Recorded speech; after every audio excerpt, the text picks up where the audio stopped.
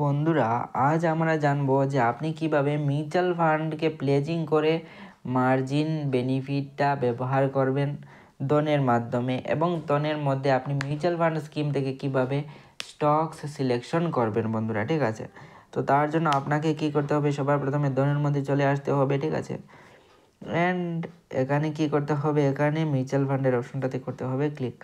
যেই না আমি এখানে ক্লিক করলাম, তারপর এখানে আমাকে কি করতে হবে, এখানে পোর্টফোলিওর এই অপশনটাতে ক্লিক করতে হবে। কেননা এখান থেকে জানতে হবে যে আমার মিউচুয়াল ফান্ড স্কিমের পরিবর্তে যে আমি প্লেজিং করব, তার জন্য কি আমার ডিমেট ফরম্যাটের অ্যাক্টিভেশন অন করা আছে কি না। ঠিক আছে, তারপর এখানে স্ক্রল করে দেব সামান্য। স্ক্রল করার পর বন্ধুরা এখানে দেখবেন যে এখানে ডিমেটের একটা অপশন আছে। ঠিক আছে, তো যেই না আমি ডিমেটের অপশনটাতে ক্লিক করব, তো এখানে দেখতে পারেন যেমন এক্সপ্লোর ফান্ডস টু ইনভেস্টের একটা অপশন আছে। তো এই অপশনটাতে আমরা কি করব, ক্লিক করে দেব। ঠিক আছে, তো দেখো এখানে অলরেডি আমার ডিমেটটা ওপেন করার জন্য মানে আমি অন করে রেখেছি। ঠিক আছে, যতগুলা মিউচুয়াল ফান্ড স্কিমে আমি ডিমেটের মাধ্যমে ইনভেস্টমেন্ট করব, সকল মিউচুয়াল ফান্ড স্কিম এখানে শো হয়ে যাবে। ঠিক আছে, এখন দেখো বন্ধুরা, ডিমেট মিউচুয়াল ফান্ড এবং এসওএ মিউচুয়াল ফান্ড হয়। ঠিক আছে, সাধারণত এসওএ মিউচুয়াল ফান্ড হলো ডাইরেক্ট এএমসিতে স্টোর হয়ে যায়, এবং ডিমেট মিউচুয়াল ফান্ড সিডিএসএল এবং এনএসডিএল এর মধ্যে স্টোর হয়ে যায়, যার ফলে আমরা তার পরিবর্তে মার্জিন বেনিফিট উঠাতে পারি। তো এর মাধ্যমে আপনি যদি কিনে থাকেন তাহলে কোনো মার্জিন বেনিফিট পাবেন না। আশা করি বুঝতে পারলেন। তো এতটুকু তো আপনি জেনে নিলেন। তো এখন আমরা কিভাবে ইনভেস্টমেন্ট করব, যার পরিবর্তে আমরা ফিউচারে গিয়ে মার্জিন বেনিফিট উঠাতে পারি। তো তার জন্য আমাদের একটা ইনভেস্টমেন্টের অপশন সিলেক্ট করতে হবে। যেমন এখানে আমি একটা স্টকসে সিলেক্ট করে একটা মিউচুয়াল ফান্ড স্কিম সিলেক্ট করে নিলাম। তারপর আমি যখন ইনভেস্টমেন্টের মধ্যে ক্লিক করব, তো এখানে দেখো অপশনই চলে আসবে, যেমন ডিমেটের অপশন এবং এসওয়ের মানে এই যে আপনার ইনভেস্টমেন্টটা স্টোরের মধ্যে ইনভেস্টমেন্ট হয়ে যাবে। স্টোর মানে এএমসির মধ্যে থাকবে। ঠিক আছে, এবং ডিমেটের মধ্যে যদি ক্লিক করেন তাহলে সিডিএসএল কিংবা এনএসডিএল এর মধ্যে থাকবে, এবং সেটা বিএসসি এবং এনএসসির থ্রু বাইং হবে। ঠিক আছে, তো আশা করি বুঝতে পারলে। তো এখন আমরা কিভাবে মার্জিন বেনিফিটটা ব্যবহার করব, কিভাবে আপনি মার্জিন নেবেন। মনে করেন আপনি সব প্রসিডিওর ফলো করলেন এবং অনেকগুলো মিউচুয়াল ফান্ড স্কিমে আপনি ডিমেট ফরম্যাটের মাধ্যমে ইনভেস্টমেন্ট করেছেন। তো তার জন্য আপনাকে কি করতে হবে, এখানে চলে যেতে হবে।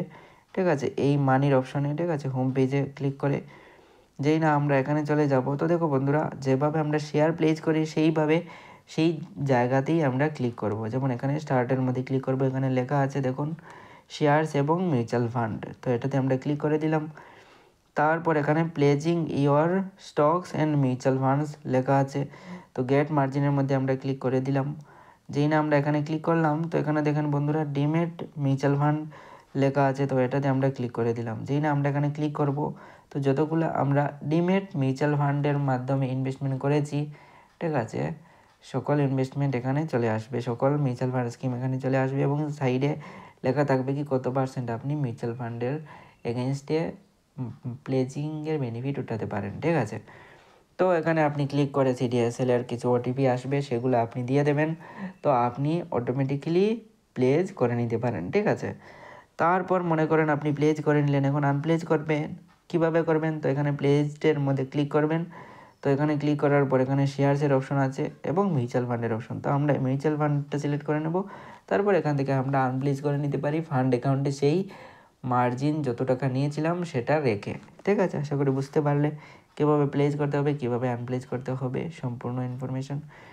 এখন বন্ধুরা আমরা জানবো যে কিভাবে আপনি স্টকস সিলেকশন করবেন। ঠিক আছে, তো স্টক সিলেকশনের জন্য এখানে কি করতে হবে, আমাদের হাই রিটার্নের মধ্যে ক্লিক করে দিতে হবে। যে কোনো একটা মিউচুয়াল ফান্ড স্কিম আমরা নিয়ে নিচ্ছি। ঠিক আছে, সেই মিউচুয়াল ফান্ড স্কিমের মধ্যে কি করব, আমরা ক্লিক করে দেব। তারপর এখানে আমরা প্লেজিংয়ের পরিবর্তে যেটা আমরা দেখলাম, এখন আমরা জানবো কিভাবে আমরা ওই মিউচুয়াল ফান্ড কোম্পানি কোন কোন স্টকে ইনভেস্ট করেছে সেটা জানার জন্য।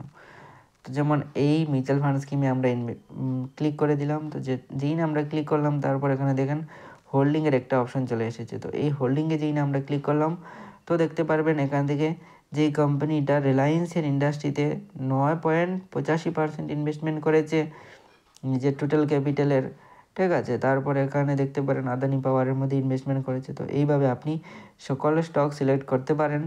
ঠিক আছে? এবং এখানে মোরের মধ্যে ক্লিক করে আপনি আরও স্টকস দেখতে পারেন যে কোন স্টকে এই কোম্পানিটা ইনভেস্টমেন্ট করেছে।